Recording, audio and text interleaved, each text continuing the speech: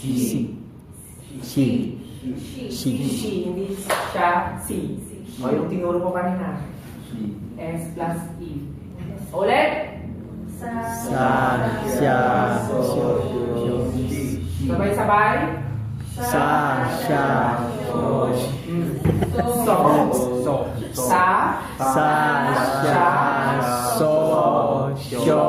She. O, dito naman sa below vowels. Kapag right side kasi, nasa right yung vowel. Kung mapapansin nyo. Nasa tabi. Ito naman, below ni consonant. O, lagyan natin ng iyo. O pa rin. Kasi, yung iyong silent. O, palitan natin ng giyo. O, ano nang basa dito? Go.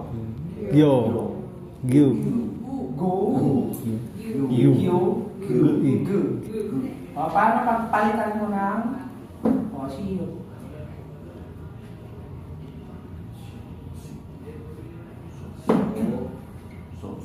Magugulo tayo dito. Basa?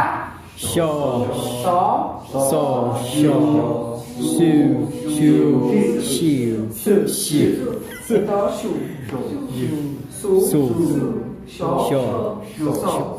Ulit? So,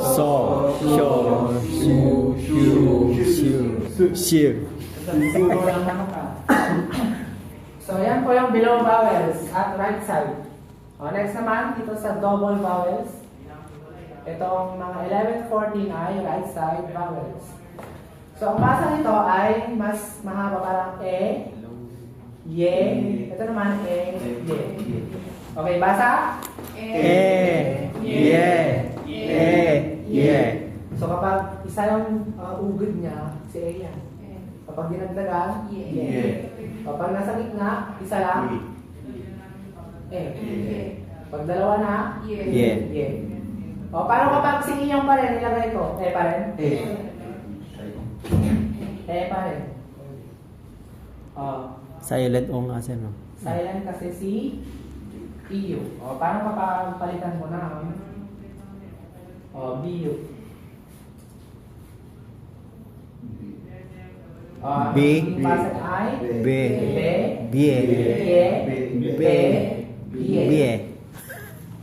Nakapagol? Practice. O, siyo. Se.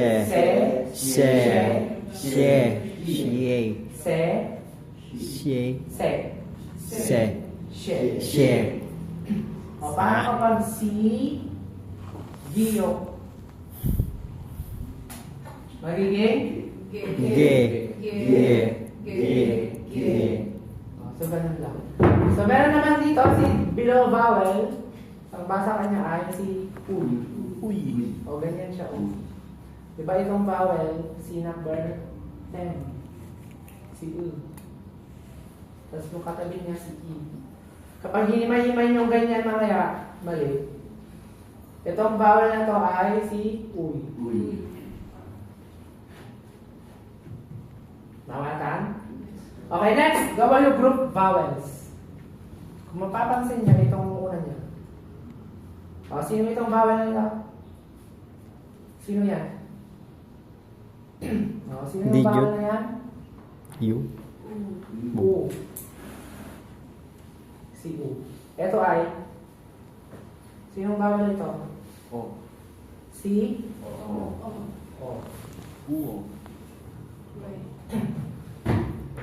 Hindi ka mo kung ano yan, number 15. Uy. Tapos ito si O. So, ang basa sa kanila ay W na. So, magiging W, tapos yung E, magiging we. Ito naman, we. Ito, wo. Wa. Ito si we. Ito, we. O kapag hinimay nyo ulit, si U. Tapos yung katabi niya, si ito, si E. Mali na yan. Magkasama po ito, ang basa sa kanya ay we. O, ito naman si U at si E. Kapag hinimay mo yan na U at E, mali. Siya si we. O, next. Si U. O, sinong bawal ito? Si O. O, kapag hinimay mo rin na isa-isa, mali. Itong W group ay si Wo. Ito naman si Wa. We. O, lagyan ko ngayon ng consonant.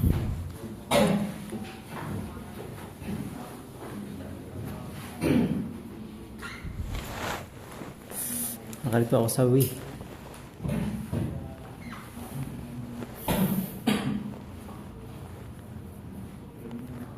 O, try nyo nga ito. Lahat kayo.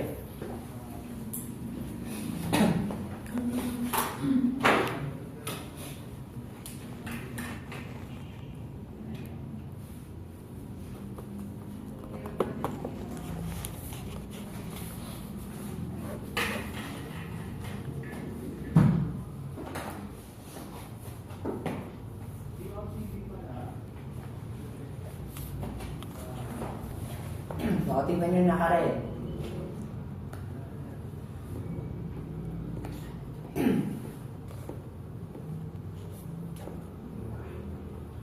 Kung paano mo siya sinulat dyan, gayahin nyo.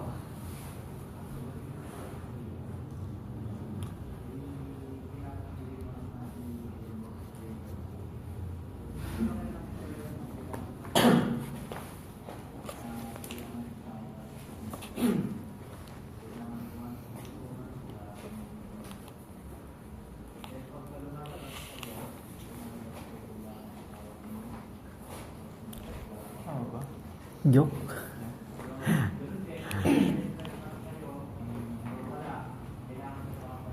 Saan mo yan?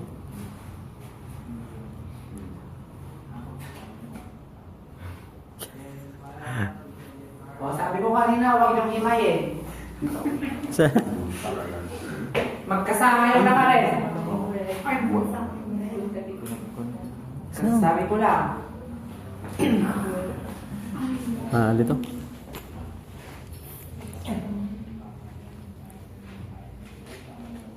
Yung naka-red, magkasama ko yun. W group, vowel. So, tignan nyo W sa- group ang ba? So, tignan nyo sa 16 to 21 kung sino mga bawal yung mga lang.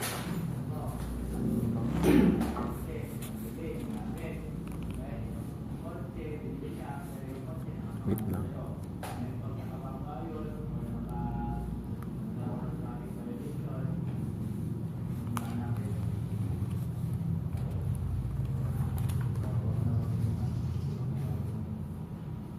Dalawa vowels. Wait lang. E? Kaya? Kakayahan siya. Ano lang ako dyan. O, sige, yung nasa initial. Okay. G. Okay na, sir? O. Sinong consonant to? Kiyo. Sulat ah. G. O, sa quiz nyo, men, ganyan.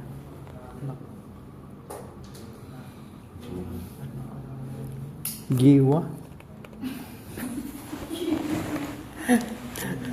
Giwa. Gwe. O, sige, sagutan natin. O, si Yes, Giyo. sir.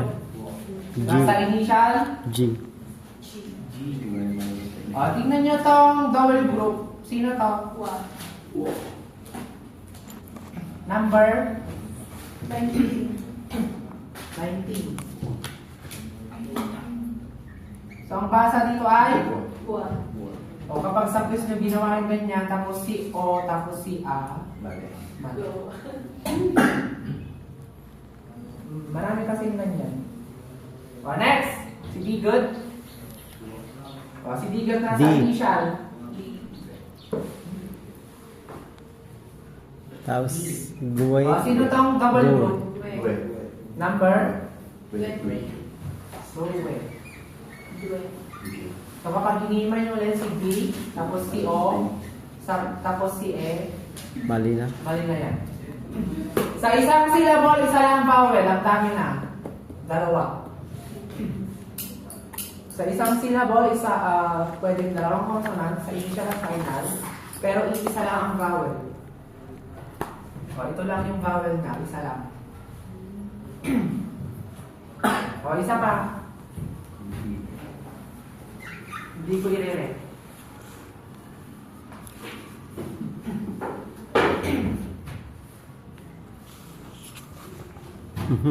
Patay na. Buran ko.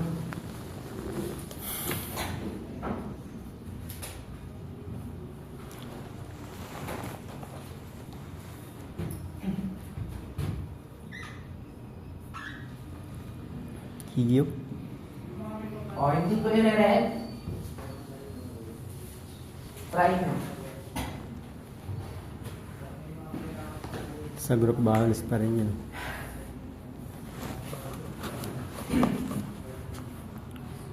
Okay, kung paano ko siya sinusulat, gayahin nyo. Di ba ganyan, si yun? Tapos si O sa baba. Tapos, ganyan, mas mahaba sa right. Kapag ganyan ang sulat nyo, ganito. Kapag ganito ang sulat, Mali na. dapat ganito. Or ganyan. Mas mahaba yung nasa right.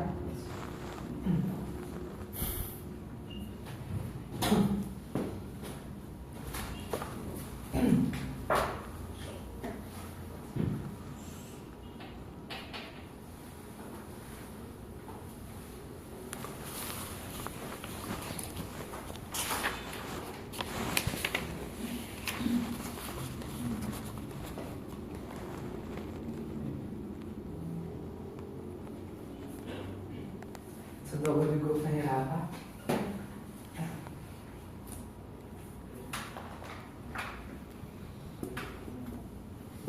Mue. Tignan mo sa tignan mo sa double group.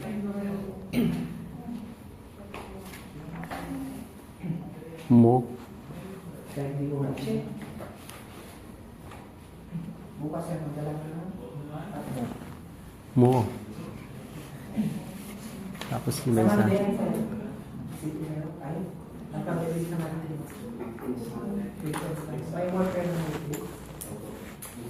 Sir, mabalik ko tanong ka may weekdays sa'yo. Mag-sit in ko siya.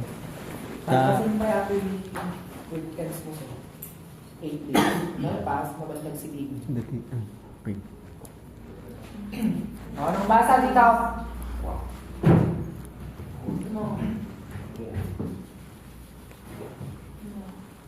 Ulit? Sabay-sabay? Mo.